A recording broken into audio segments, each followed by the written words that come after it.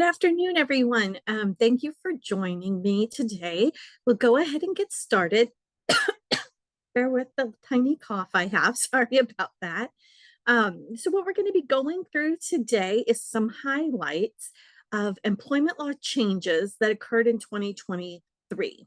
So that's either changes in the law that came out of the legislative session, or also changes that we are seeing through cases that have made their way through the appellate courts or even the California Supreme Court, where the court is giving us guidance on what it thinks the laws that were passed before mean. And also I'll mention some trends that we've seen as we go through. So what we are going to do is on the next slide. Click, come on, no, there we go. Okay, so we've got an agenda here. We're going to start with wage and hour. We're going to discuss discrimination and harassment. There haven't been a lot of whistleblower and retaliation cases that really made substantial changes. So I'm actually going to skip that one today. We're going to do leaves of absence. In particular, we have changes to the sick leave law. It increased. We are going to go through workplace policies. And I have a couple cases on litigation, which are going to talk about the Private Attorney General's Act, the PAGA. So I'll ask for questions at the end of each section, but if you have questions as we go along, please put those in the question and answer box, because I find that that's helpful. If you have a question, most people do, and it's better just to address it before moving on. So, but then I'll give you a chance at the end of each section to ask questions as well. For those of you that don't know me, my name is Jamie Bossuat, and I am an attorney and shareholder at Crowloff. The majority of my practice is employment law, and I mostly represent employers and some public entities as well. I also do investigations and trainings and kind of everything that surrounds that. So that's the bulk of what I spend my day doing. So here we're going to jump into the wage and hour section of this. In the years, there's been a lot of changes in this area. This year wasn't quite as dramatic in terms of changes, which is a nice reprieve to some extent. Whoops, wrong way. But we'll start with the minimum wage. Now, this is a trend we've seen for quite some time.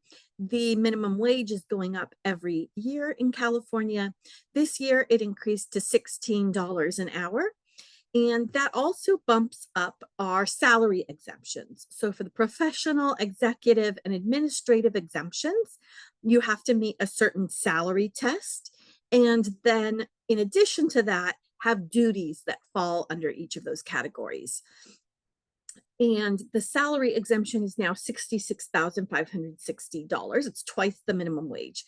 This means that the person receives a salary that doesn't change based on how much they work. So it could be a weekly payment, a monthly payment, or just an annual salary that you divide into certain payroll periods, but it can't be increased or decreased based on the amount of work. The only exception to that is if you have a time off policy in place. So if you have sick time, vacation time, PTO, something like that, and you have those buckets for people to use, then you would pay them out of their bucket if they were away from the office. But in the end, they have to be receiving the same amount each time. We did have a case on this year where someone's pay changed, I want to say it was weekly or monthly based on their assignment. And that, the court said, was not a salary. The next slide is also about minimum wage. The computer software exemption and the licensed physician and surgeon's exemption has increased this year. These are tied to the consumer price index.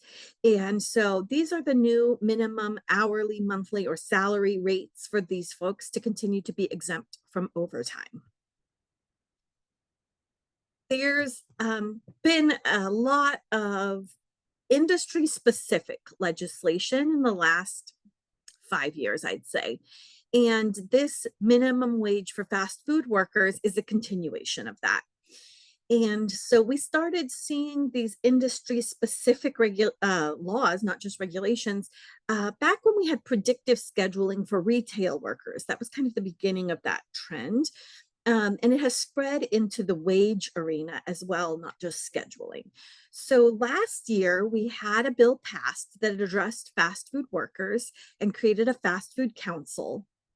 And it was not well received by industry, and it was almost immediately stayed by one of our courts. And this minimum fast food minimum wage here is a result of a compromise that was struck between industry and the legislature and the unions, essentially. And so, what this is if you are a traditional fast food restaurant, kind of what most of us would think of, 60 or more establishments nationally sharing a common brand standard with limited table service, right? So, it's takeaway restaurants, chains. And so, this minimum wage will become $20 per hour on April 1st, 2024. Now, I know a lot of you do not run fast food restaurants. But I think it's important to note, because your employees are going to know, that this is kicking in for fast food restaurants. And I've heard that quite a bit already. Oh, well, is my wage going up because fast food workers are getting more? I could go work at XYZ establishment. And so just it's something to be aware of, even if you're not in industry. The Fast Food Council will be put in place to control health, safety, and wages over that industry. And they are permitted to recommend wage increases up to 3.5% each year going forward. And this compromise they struck does repeal the 2022 fast food law. And sorry, I just was making sure that that wasn't some kind of a technical difficulty I was being advised of, but no. So, so that repeals the fast food law. There was also a ballot initiative to repeal it. That's been taken off the ballot as well. Healthcare workers is the next area getting specific minimum wage laws. It applies broadly to workers of healthcare facilities, from janitorial and administration all the way through your certified employees.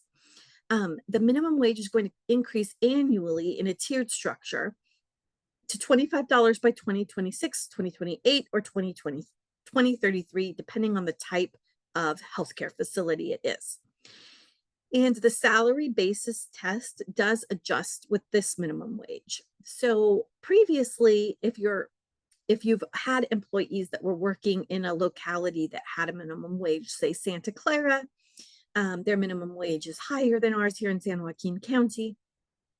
That didn't affect their salary basis test for the exemptions, professional, administrative, executive, but this does. And so if you have hospital workers that are paid on a salary, their salary needs to adjust for this new minimum wage. And then again, this is tied to the consumer price index and can increase up to 3.5% per year. Here's the 3 tiers, or I think it's 4 tiers, about implementing the increases in minimum wage. So dialysis clinics and large health systems are the first, starting at $23 an hour in 2024, and then going up to $25 in 2026.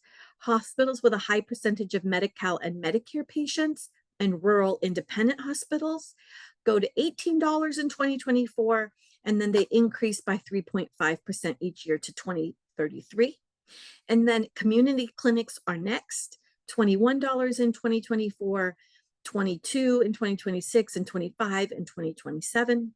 And then there's other healthcare employers who are going to $21 an hour in 2024, and then up to 25 in 2028. The next one that I think is pretty simple is the mileage reimbursement rate. So this one has gone up 1.5 cents from last year. So make sure that you have adjusted your mileage. In the past, we've had quite a bit of questions because some contracts provide for mileage reimbursement for employees and don't necessarily match the mileage reimbursement rate. I've seen a trend in cases being brought on that basis. If you don't use the mileage reimbursement rate that the IRS sets, which is kind of your default, then you have to explain why you think that the mileage reimbursement rate you're using is sufficient to cover the cost of the employee's use of their vehicle. And maybe you can do that because of some particular circumstance, but you have a pretty safe bet here with the 67 cents per mile. The IRS considers that to be the amount that's non-taxable. The outside salesperson exemption is another exemption from overtime. And originally, years ago, we thought of it as the door-to-door salesperson exemption, or someone that's out in the field selling. They're moving from customer to customer, and they can earn, they're usually on commission, is tied to how they decide to do their work, where they decide to do it, and when. And this case tested that and gave us a little bit of clarification for the court. So if you have outside sales people, this is relevant to you. You just want to make sure that you're complying with the advice the court is giving in this case. One of those demonstrators in Costco, she demoed the food at the little tables. And she didn't work for Costco. She worked for a company called Warehouse Demo Services. But she looked a lot like a regular employee that wasn't an outside salesperson because she had to be at the Costco site at a certain time. They gave her specific instructions, and she had to stay in a specific area. And so the court said that she was not an outside salesperson. They said we need to look at the amount of control that the employer is maintaining over that employee and the amount of supervision they're giving them and what their working conditions actually look like. So here, the Costco demo employee shows up, goes to their table, works there for a specific shift, and then they go home. And so it was more like they were being assigned to work at a specific location than that they were outside sales as we traditionally think of that definition. So the court clarified. But I think it's interesting that they described this control or supervision element because we didn't used to think of that too much with regard to outside salespeople. And so we may see more cases with regard to how much control an employer is maintaining over what their outside salesperson is doing during the day. So you might want to review your policies in place for that if you have folks under this exemption. This case, moving on, is a penalty case. I mentioned it briefly. It's kind of a technical case about penalties for employers who didn't pay everything that was owed. Naranjo is an employee of a security service. He was a security guard, and he and his employer got into a dispute about when he was working on federal property in a federal enclave in a federal building, if he needed to comply with some California laws. And there was a good faith dispute at the time it occurred, whether or not he was being paid correctly. And so when he left the employment, I can't remember if he quit or was fired, but he wasn't paid the extra wages that would have been due under California law. And this case has gone up to the Supreme Court and down and back, and there's been a lot of Naranjo cases arising from this.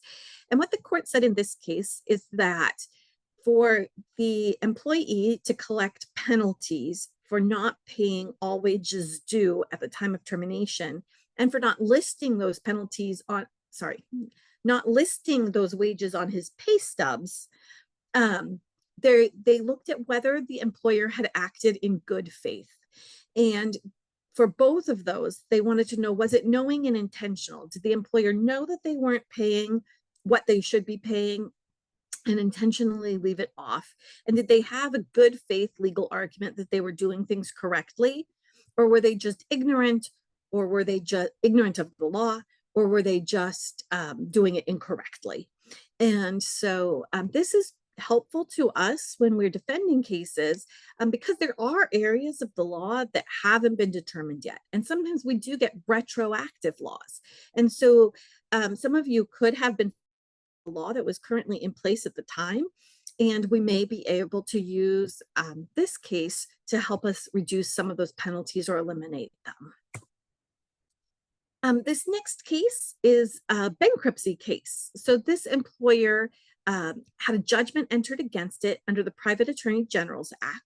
And under that act, that's penalties under the labor code that could have been assessed by the labor commissioner through an audit. So if they came out to your site and audited, found things wrong, they'd issue a citation, and then you'd have to pay that to the state. If an individual brings the claim under PAGA, they seek the penalties. They can't issue a citation, but a court can award the penalties. 75% of that amount has to go back to the state. 25% then gets distributed to the employees. And so this employer had a judgment entered against it and then filed for bankruptcy. And the bankruptcy court determined that the 75% portion of the penalties that were supposed to go back to the state, that those were not dischargeable in bankruptcy. And so that's something to be aware of, I think, as we're moving forward with these cases and evaluating potential for bankruptcy. This comes up in class actions and private attorney general cases sometimes. Some of that is not going to be dischargeable. Now, when we settle these cases, oftentimes the PAGA penalty portion is relatively small and the wage portion is much larger. It's one of the benefits to the employee group of settlement is that they typically get to retain more than when a judgment is potentially entered. But needless to say, we know now going forward that at least a portion of this is not going to be dischargeable in bankruptcy. This is another procedural case, so I'll mention it just briefly. It allowed an employee to move forward and seek penalties for not being paid sick leave correctly. So this is relevant because we have new sick leave law changes this year, and now the ability to enforce those with penalties. So it's important that we get it right and update our sick leave policies. This case involved a CNA who said she wasn't able to take her meal and rest breaks. And this case is interesting because I see it a lot. And that's why it's included here for us today. The employer had valid policies. They told their employees that they needed to take meal and rest breaks in all of their written documents. And the CNA claimed that even though their policy was that she should be taking her meal and rest breaks, because of the number of patients and the staffing ratios, she couldn't actually take them. And so the employer tried to eliminate this case early on through summary judgment by arguing that their policies and directions were all correct. The court said because she had introduced evidence that they had pressured her not to take breaks on some days, that the case could proceed. So what we want to do in circumstances like this is make sure that we have all of the documentation in place that allows you to make exceptions for meal and rest breaks. You're going to take full advantage of all of those. So if your employee replacement doesn't show up, clearly they're not going to leave their elderly consumer alone, right? That would violate a whole bunch of different laws. And so in cases of emergency like that, you could potentially pay a meal period premium and have that person keep working, or you could have a meal period waiver and have an opportunity for that person to take an on-duty meal period in certain circumstances where it's required because of the nature of the work. But you're going to want to have all of that documentation in place so that you can show not only that you had correct policies, but that they were implemented in such a way that there weren't violations occurring regularly throughout your workplace. And then I'll just mention this real quick, which is that now public prosecutors can pursue criminal actions for labor code violations. Our public prosecutors, which would be our DA or state attorney general's office, they're very busy with other cases. So I don't anticipate seeing this in use a whole lot. But if there is a very large wage theft operation going on in a state, or we sometimes see people working for well below the minimum wage in certain environments. This does give an alternate mechanism for enforcement. That's it for wage and hour today. So I think you can kind of see these industry specific trends which affect those industries, but then also affect our employees who are working in other industries and looking at what's going on there and wanting something equivalent. And then the necessity of making sure that you have your policies all in place for your wage and hour, meal and rest breaks, and your mileage, all of that. Does anyone have any questions on that section before we move on to discrimination and harassment?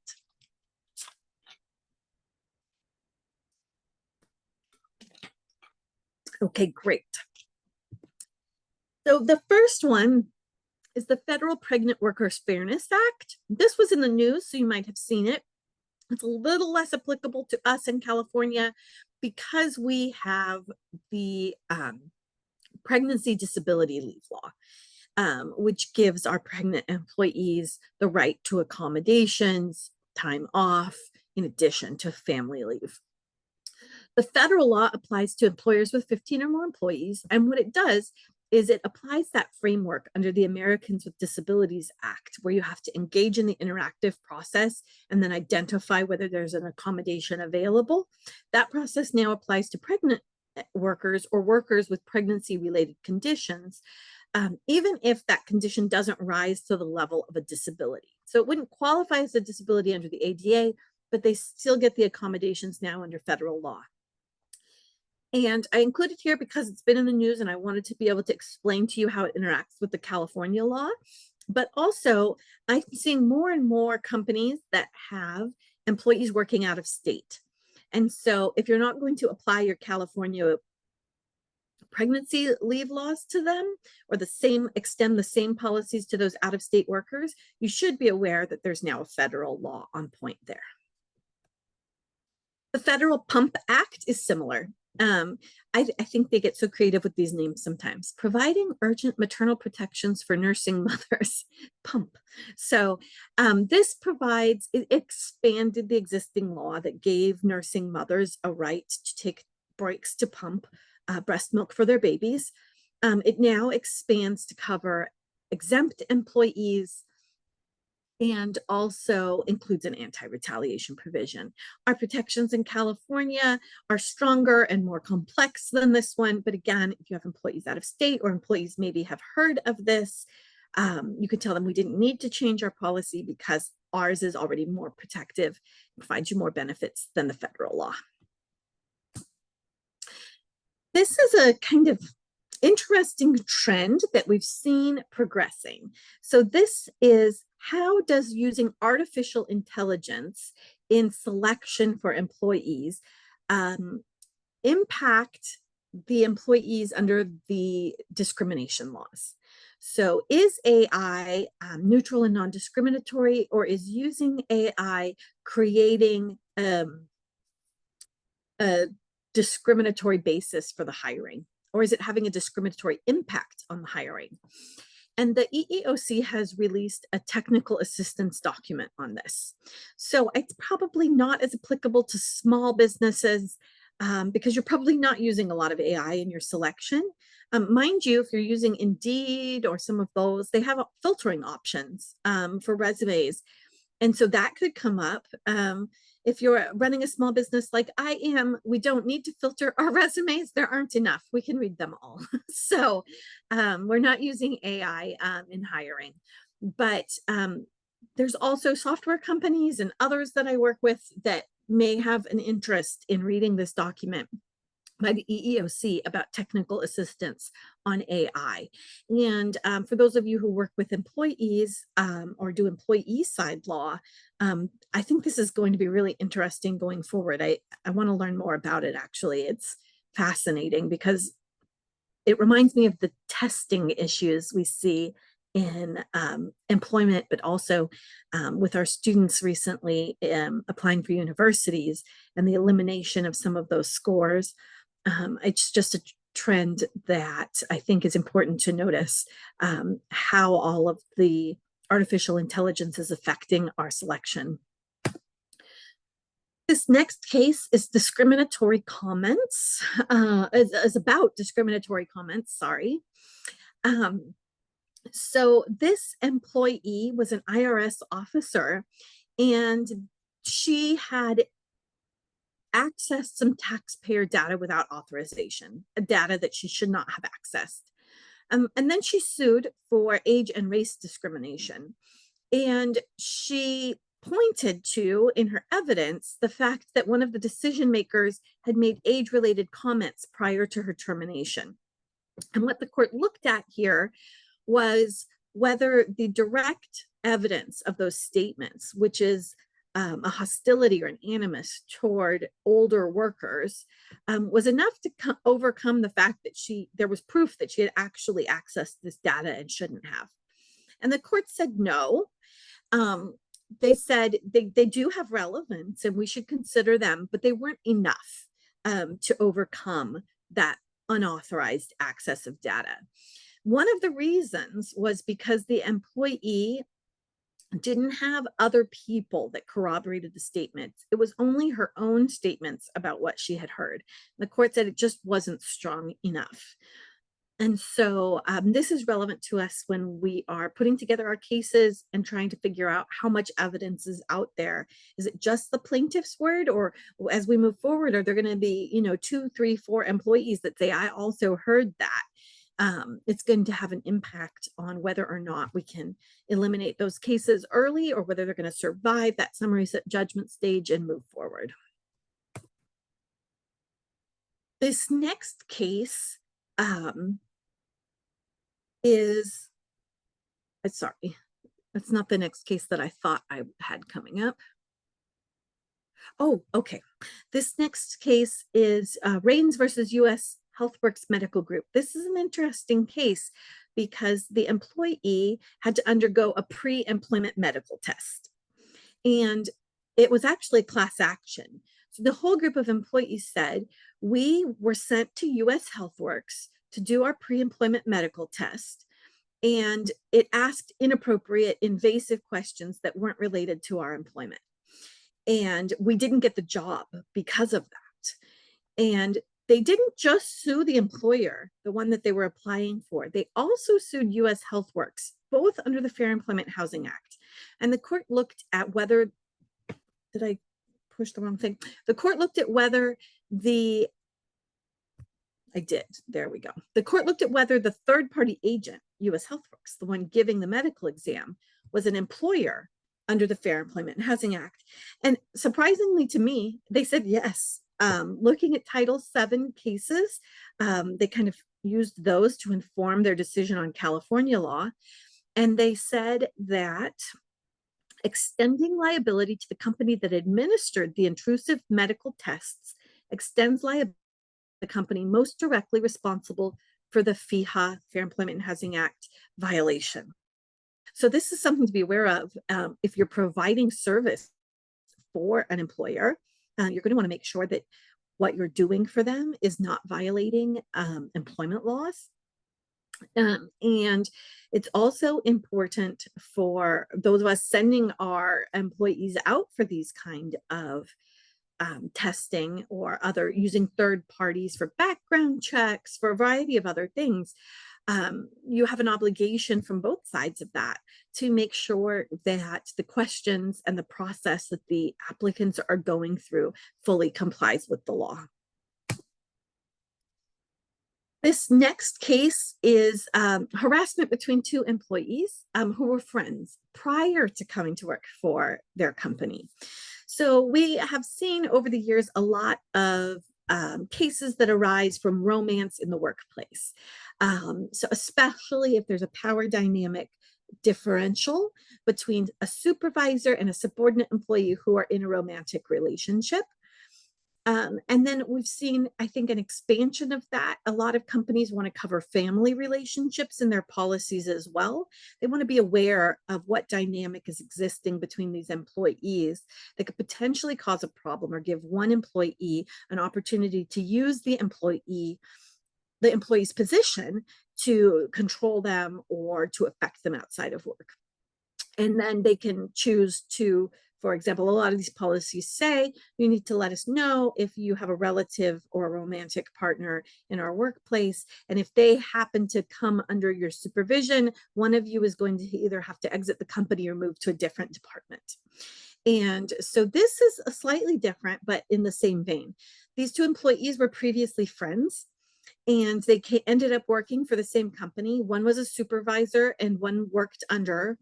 And the one that claimed harassment was a female employee, a pharmacist. She said during a string of late night text messages, there was inappropriate sexual communications, photos and video conveyed.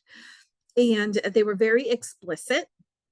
And the employee sued her employer, Rite Aid, for sexual harassment.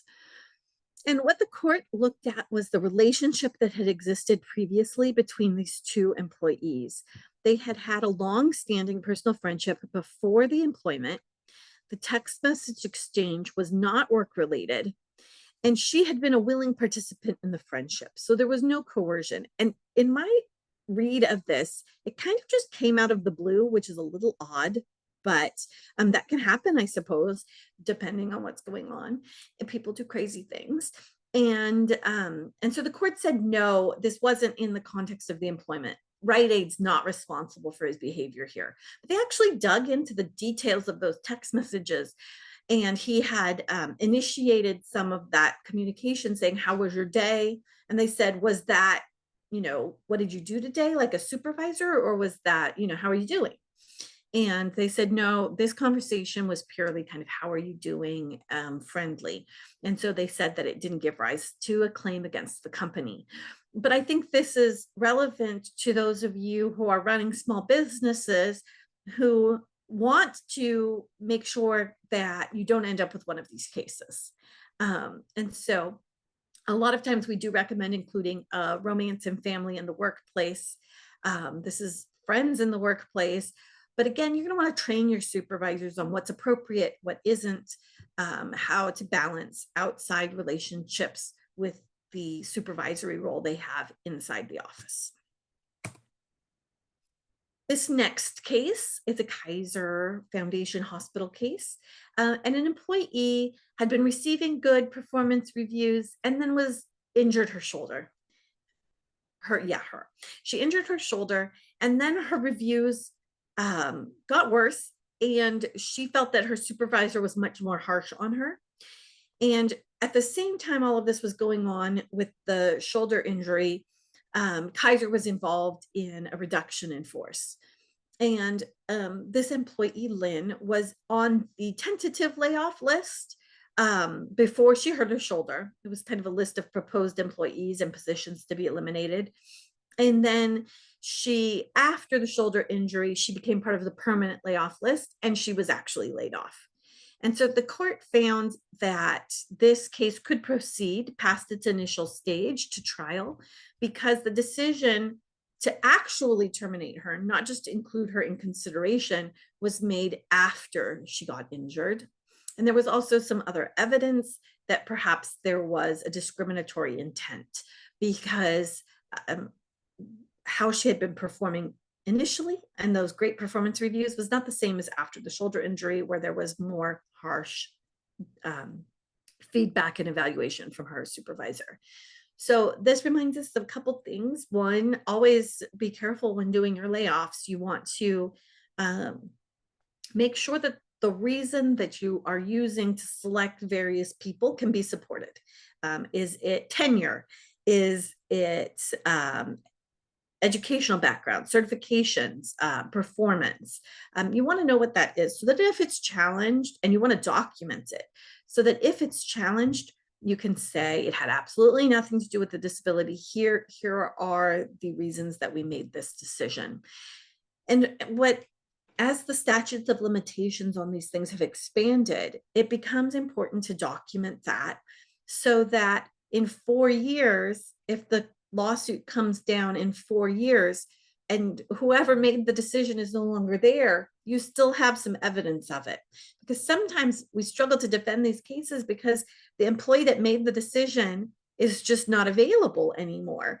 and can't be a witness, or they can't be found, or they've moved out of the country, or they've passed away. And so for the protection of the company, you want to document that. Also, it goes to show us the importance of performance evaluations. There's been case after case after case where employees receive great performance reviews filled out not very much, check, check, check, excellent or good or satisfactory, not much comments, everyone signs off on it. And that's happening in a lot of workplaces, even when the employee isn't performing well. And so it's really important that supervisors are trained to do a thorough job in their evaluations and bring to the employee's attention anything that is not going well, because we shouldn't wait until the supervisor cannot stand these errors anymore before they are brought up to the employee. That creates a situation like this where your case is proceeding because there's a change. Great performance reviews and then not. What happened in between? Well, she hurt her shoulder. So that's the reason, right? And so if you have performance evaluations that are accurate, then oftentimes you can use there isn't a change. We were concerned about attendance, or we were concerned about performance, and then we were still concerned about performance, and then I injured my shoulder and we were still concerned about performance, and then it had been too long and there had been no improvement. That's what you want to be able to show when you're moving forward with a termination of someone because of a performance issue.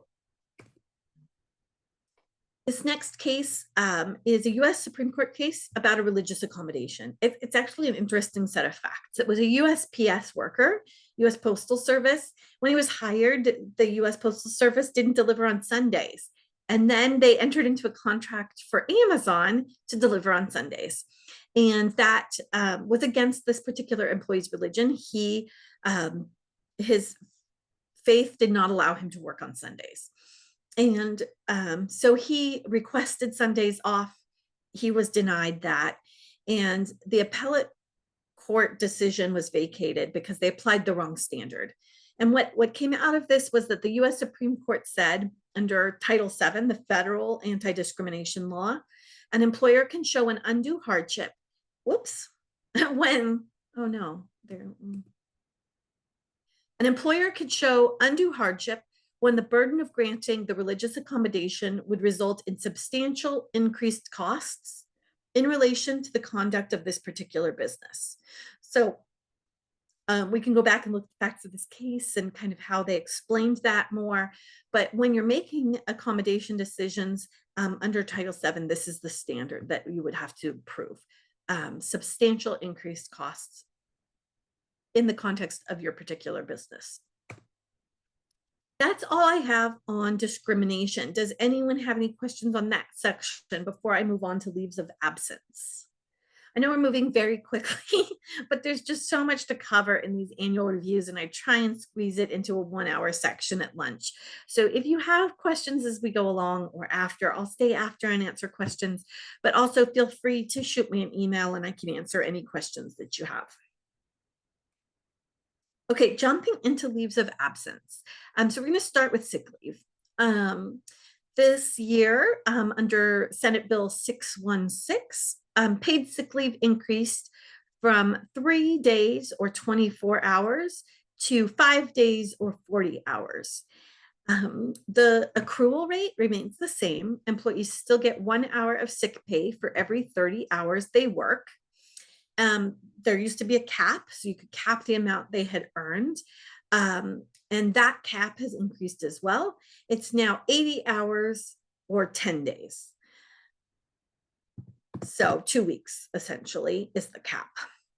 Certain protections for the law for employees who are covered by a collective bargaining agreement have also expanded. So if you're negotiating union bargaining agreements, you're going to want to make sure that the provisions you have there on sick leave still exempt that agreement from the California sick leave law. You don't want to inadvertently have to comply with both your union agreement or have it conflict with the paid sick leave law because you're no longer exempt. The law still allows for the two methods of accrual. Sorry, the two methods for giving out sick leave: accrual, and then this, I call it the lump sum method, where you front load it. So here's the two kind of distinctions there. This is what the law allows for an alternative. Employees are to have no less than 24 hours of accrued sick leave by the 120th calendar day of work, and 40 hours of accrued sick leave by the 200th calendar day of employment in each year. The calendar year, 12-month period, however you're calculating it.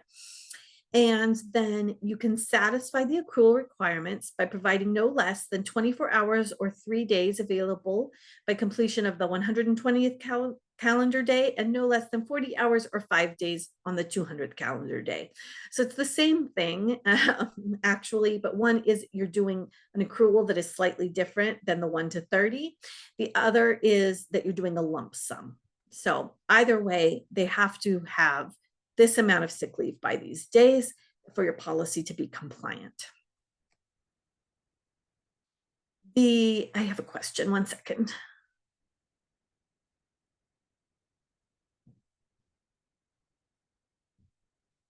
The question is, CBA employees accrue sick leave after completion of 1 year of employment at a rate that would result in a total of 48 hours of paid sick leave per full year, and the maximum they can accrue is 68. Here, I'll go back. So we see it's slightly under. Are we out of compliance? I can't remember the specific language of the collective bargaining exemption. You're going to want to look it up. You can email me and I'll send it to you if you would like. What's that? What it does is it allows collective bargaining agreements to provide something different than the state has decided is allowable, because it's bargained for. So a lot of times collective bargaining employees have a lot of different types of leave, for example, far more than in the private sector without a collective bargaining agreement. And so if you have leave in your CBA that covers the same types of reasons for time off as the sick leave law, typically that then allows you to replace the sick leave provision with your collective bargaining agreements provisions. But you would have to look at your agreement, the specific language of the law, and whether you've covered all of the same types of reasons people would need time off in your bargaining agreement, is how I understand it kind of at a high level. Another question: what if an employee goes on a leave of absence for part of the 120th calendar day and there's no worked hours during that time frame? So sick leave, it depends on if you're doing a lump sum or an accrual. So if you're doing an accrual, it's there have to be hours worked. You don't have to accrue sick leave when someone is out for whatever reason, FMLA, CFRA. There are some leaves of absence under certain laws where you do have to keep benefits in place, military leave, for example. But the lump sum doesn't account for that.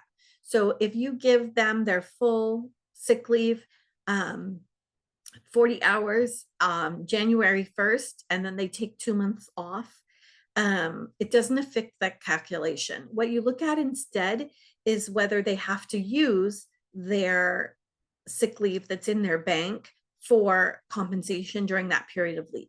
And that's going to also depend on, for example, during COVID, the said you cannot require employees to use their sick leave for a COVID absence. So that meant it just sat on the books and remained available for them when they returned. But other laws, like pregnancy disability leave law, for example, do allow you to start running down the sick leave balance if they're off for that reason. So you're going to look at the reason they're off rather than the accrual versus lump sum method. Okay, another question. An employer offers PTO. Do they need to offer separate sick leave? No, there is an exception for this as long as your PTO is as protective as the sick leave law and gives as much leave as the sick leave law, and then also meets these same requirements. So a lot of times PTO is larger than sick leave. So you'd have a PTO policy that didn't provide 1 week off, it provides 3 weeks off. You just need to make sure that your PTO policy gives the employee the same rights as the sick leave law. So it has to be for either an illness or preventative care, can be used for the same types of family members, can be used for domestic violence, can only be used in increments of 2 hours, or the minimum increment it can be used has to be 2 hours or less. So you want to make sure that your PTO complies with this, but then you do not have to have a separate one. But what you have to remember with PTO is that it has to be paid out on termination of employment. So if you have 3 weeks of PTO, or 2 weeks of PTO, then when your employee leaves, they get the full amount of PTO that remains unused, whereas sick leave doesn't have to be paid out. So a lot of times employers will break it into sick leave and vacation, or sick leave and PTO, whatever category they want, because they want to reduce the amount of liability on their books. For if everyone got up and quit tomorrow, how much would we be paying out? Okay. We have a new type of leave added, very similar to last year's change where we added bereavement leave. This year we've added reproductive loss leave. And it applies to employers with 5 or more employees. If employees have worked for more than 30 days, they qualify following a reproductive loss event, which is failed adoption, failed surrogacy, miscarriage, stillbirth, or unsuccessful assisted reproduction. No specific documentation is listed or allowed in this. Unlike bereavement leave, where they listed out the types of documents that you could ask the employee for. And most of these provide leave for both parents for one of these events. There's FAQ that, sorry, I didn't give, is there any question on reproductive loss leave before I move on to the next one since it's new? No, okay, good. Bereavement leave, there was an FAQ issued by the Civil Rights Department, which is helpful. So I recommend you check that out. I've got the link for you there. Oh, that's it for leaves of absence. Does anyone have any questions before we move on to workplace policies? I have 9 minutes left. Oh, wait, there might be a question. Let me scroll down. Yep. What would be the reasons they can use sick leave, and can we ask? Yes, your sick leave policy should list out the reasons that they can use it, and they should comply with the law. There's a long list because that changed when the law was implemented in 2015. And it's things that you don't necessarily always think of. Now, you don't need to ask them to tell you, why are you taking this time off? But you can list that in your policy and then say, are you using sick leave, for example? Is it one of the qualifying reasons for sick leave? And they can tell you, yes, it's for qualifying sick leave reason. Okay, going on to workplace policies. We have an expansion of what we've seen over the last several years is inquiries about prior cannabis use. As of January 1st, 2024, there is a limitation on what you can look for in drug testing, but this is addressing the ability to ask for an applicant's prior use of cannabis, and then also using information that you've obtained through a background check or even voluntarily about prior criminal history as well. And so you have to be careful if using any information about prior cannabis use or history. There was also regulations issued that help us to implement the ban the box laws that have been coming into play. And so that's restrictions on what type of criminal history you can consider. And when that went into place in, what was it, 2018, if you were going to deny someone a position because of prior criminal history, you had to provide them with that information and then give them an opportunity to respond. And so this gives us some increased detail on what we should be including and considering. So there's details about using information that the candidate shared voluntarily, increased requirements for making that individualized assessment about whether the criminal history really does make them not a good fit for your job, increased details about what notice you have to provide to the applicant, and then guidance on what you should consider for mitigating circumstances. So that's, for example, you have a criminal history that would normally preclude you from this position. Say it handled client finances and there was some theft. But perhaps this person has completed a diversion program. Perhaps they have completed treatment and they've been doing that job successfully for the last 5 years. Those are all mitigating circumstances that these new regulations say we should consider. So you'll want to check those out. Remote I-9 verification. I'm running short on time, so I'll go quickly through this. It's become permanent, but you have to meet some criteria, such as using E-Verify, conducting a live video interaction with the employee, and retaining copies of information. So if you want to switch to I-9 verification remotely, that is now permitted if you meet the criteria. The Labor Commissioner has issued a pay transparency FAQ, frequently asked questions. Actually, it was up before, but they've added to the bottom of it some questions and answers about pay transparency rules. So previously it said, what is pay equality?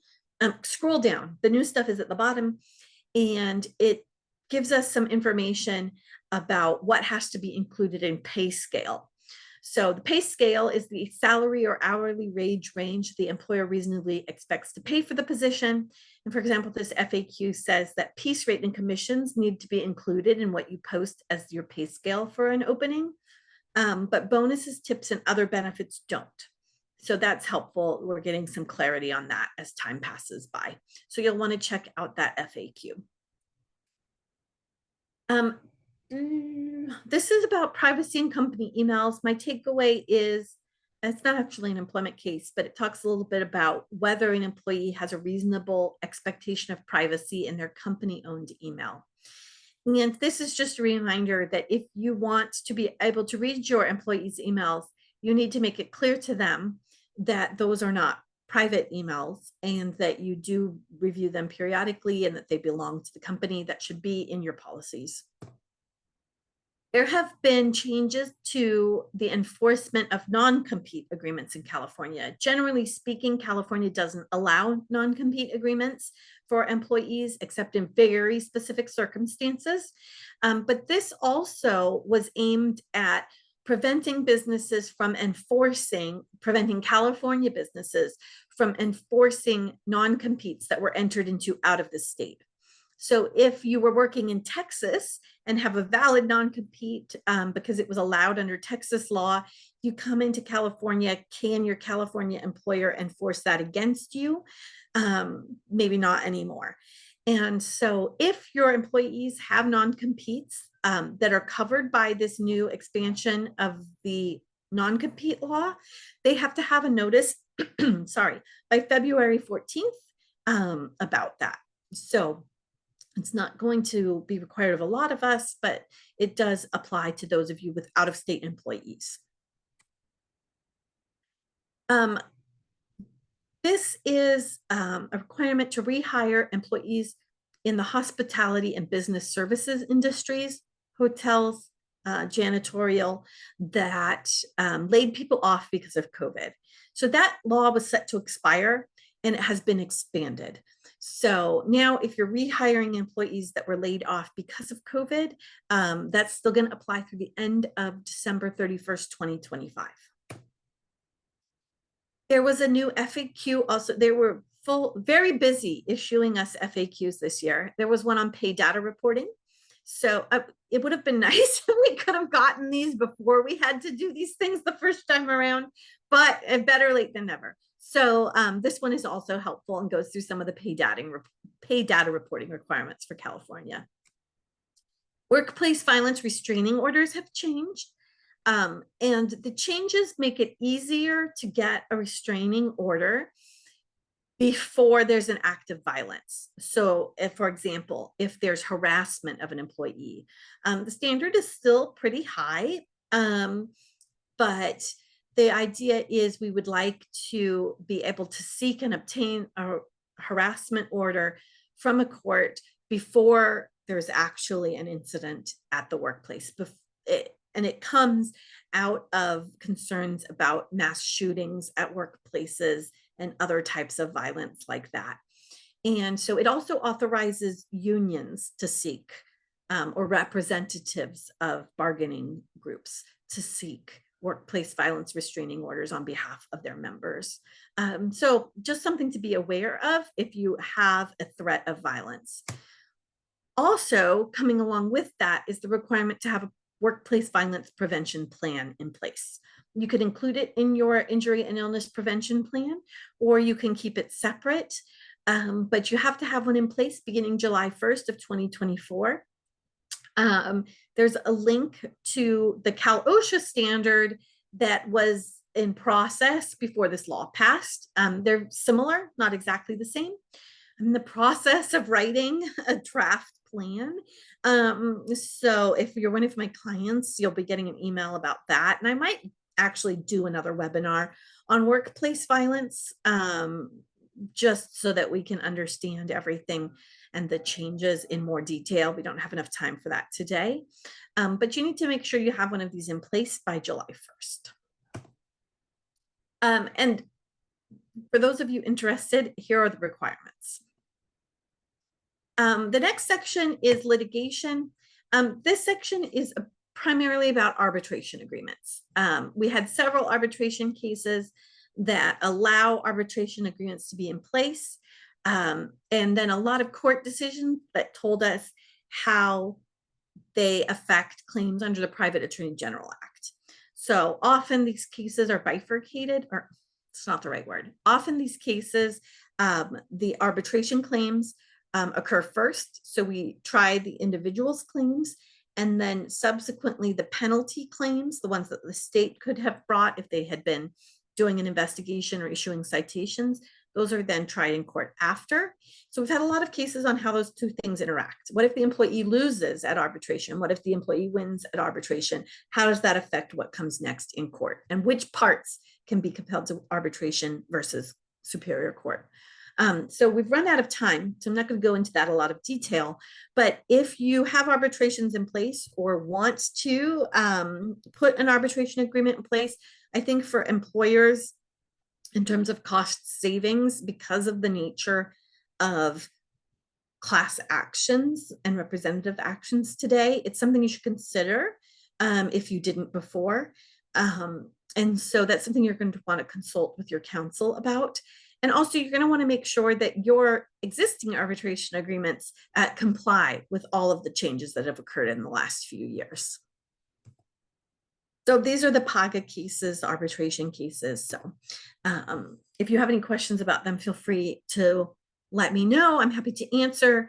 If there's other questions, I will stay around for a few minutes and answer them. But that's my email there. I will be sending out a copy of the slides to anyone who was registered for today's webinar. So you'll be getting that from me probably over the weekend.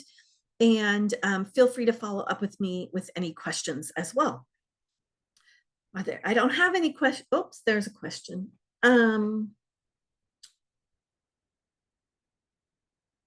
This is a wage and hour question, but we'll go through it. It's kind of a hypothetical. We have a salaried employee that works 8 hours on Monday, 8 hours on Tuesday, takes 8 hours of vacation on Wednesday. So we have 16 hours of work. Then they work 8 hours on Thursday and take 8 hours of vacation on Friday. And then they answered a company phone call on Saturday for 1 hour. Do we still deduct 2 days of vacation from them? Yes, you would.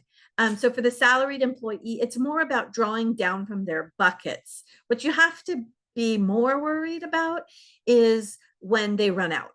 So if your salaried employee runs out of vacation and wants to take and doesn't work for a week or for multiple days, however your policies are written, you need to make sure that by deducting from their pay, you aren't inadvertently eliminating their salary basis, or not giving them a salary anymore, so that they might not have the exemption. So there is a, if you want to email me, I think there's an FAQ on this up on the Labor Commissioner's website about pay for salaried employees, or deductions from salaried employees' pay. If I remember, it's actually pretty good. But you can also feel free to email me and I will explain more if you need help with that. Any other questions?